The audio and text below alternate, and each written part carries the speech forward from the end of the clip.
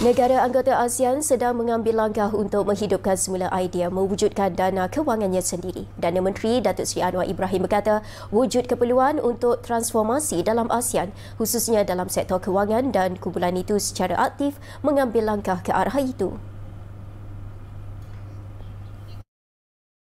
Perdana Menteri berkata walaupun dolar Amerika Syarikat kekal sebagai mata wang dominan di dunia, sekurang-kurangnya ada beberapa bentuk penangguhan untuk membantu mengurangkan risiko dan melindungi kepentingan negara. Selain itu, Perdana Menteri menekankan Malaysia akan menjadi tuan rumah mesyuarat ASEAN pada akhir bulan ini. Ia akan memberi tumpuan kepada perkara berkaitan ekonomi. Ia termasuk penyertaan daripada negara Majlis Kerjasama Teluk GCC dengan semua 6 negara Arab menghadirinya dan seterusnya akan disusuli dengan sidang kemuncak dengan China untuk memberi tumpuan kepada kerjasama ekonomi.